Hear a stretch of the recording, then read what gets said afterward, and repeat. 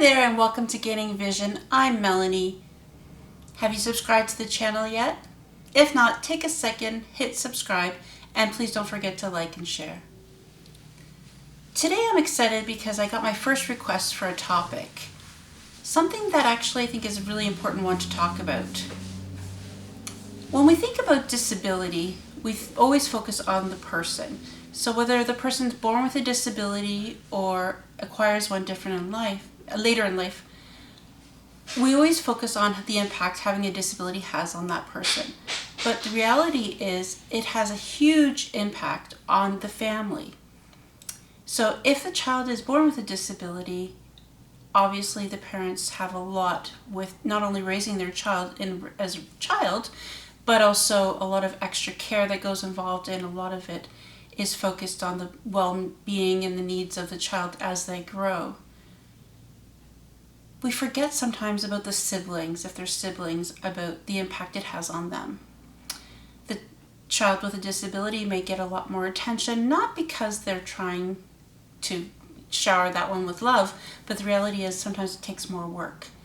But the repercussions on the siblings have great effects. So they may feel left out, they also may feel neglected, and it's not the fault of the parents, but this is just the way that it happens. And then, of course, as they grow up, that sibling now feels like a protector of that younger sibling with a disability. They want to make sure that they're going to be okay in the real world, and that commitment will last for the entire life, even to after the parents have gone. The sibling will have to take on the responsibility of their sibling with a disability.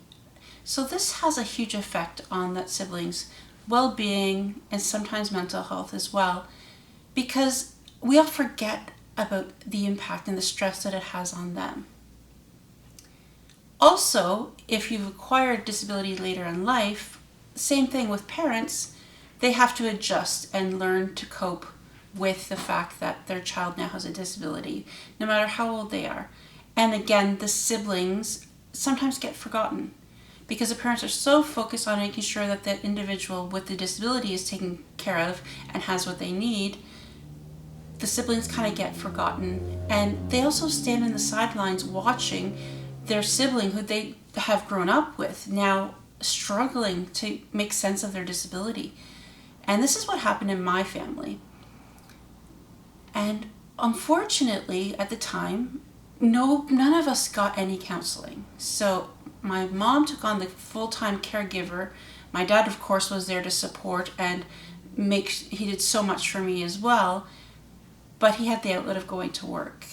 And my mom was exhausted. She had an additional 3 daughters to take care of, and all of them had to take on other roles to help mom cope with me. So there were some really mixed feelings, a little bit of envy of the attention I was getting, but also a little bit of confusion and some dislike and hatred, in fact. And these are all normal feelings the siblings sometimes feel towards their sibling with a disability. And not because they hate the person or hate the situation, but they're just not sure how to cope. As I started to become more independent, my siblings started to feel a little bit better, but there was still something there that just wasn't making everybody exactly comfortable. What would have been a really important thing that now reflecting back on is if we all had open dialogue about how we were all feeling about the situation. Clearly, as the individual with a disability, I was not thrilled because it sucked in my mind at that point. My mom was exhausted and she was tired. My dad was frustrated because he wanted to save the situation and he wanted to blame someone. And my sisters were at odds.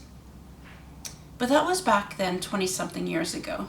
But over the time, what happens is that individual that has the disability continues on with their life, whether they've born with it, and they start to do things that they love to do. And sometimes the siblings look on and say, how is that possible? How is this person with a disability accomplishing these things? And a whole other set of emotions happen because now they're comparing themselves to that sibling with a disability. Whether it's the person with a disability is achieving more or less, there's still going to be some comparisons based on the parents as well as the siblings. But what we have to realize is that open communication with our parents as siblings with a sibling with a disability is really important. To tell them how they're feeling, not to complain, not to say, oh, I don't want to help so and so because it's just so much work, because the parents don't want to hear that. But having open dialogue about the situation and how best to help everybody cope is really important. I've had several clients say to me before, my sisters or my brothers don't like me because I make them do work, because I need help doing certain things. And that makes them feel like a burden. And that's not fair to the individual with disability, but it's also not fair to the siblings, because sometimes the siblings are frustrated because there might be extra chores assigned to them or extra responsibilities. But the reality is, as an individual with a disability, we don't want our siblings to feel that way towards us. We just want to be treated as normal. But looking at the big picture, facts are facts. The sibling that doesn't have the disability can do more. So sometimes they do need to step up and help out a little bit more. They also have to realize that they need to encourage and empower their sibling with a disability to try their very best and encourage them to keep moving forward. They may be left after the parents have passed away with the responsibility of caring for that sibling with a disability. And that can be a whole other challenge because they are living their own life. But what we have to look at is what resources are available to the family members, whether it's parents as caregivers, the parents that are struggling to just try to make ends meet, as well as the siblings that maybe get left behind or feel overwhelmed of the responsibility of caring for their sibling with a disability after the parents are gone. So there are many resources available in the community, not only through counseling and finding out what resources, financial and otherwise, are available in your community. And I encourage you to look for them all. There's a lot of support groups out there for families, and counseling as a family isn't a terrible thing. In hindsight, my family really should have done it, because there has been things that we could have easily overcome without the unspoken words. So really dealing with it at the beginning will make the process and the journey a lot easier on everybody involved in the family. Nobody's to blame. These are all emotions that are normal, natural to feel.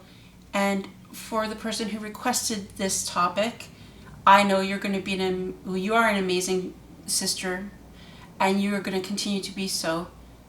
Just keep strong and just keep positive and do everything that you're doing, because you're an inspiration to your sister. Thanks, everybody. Until next time, don't forget to subscribe to the channel, like, and share. See you later.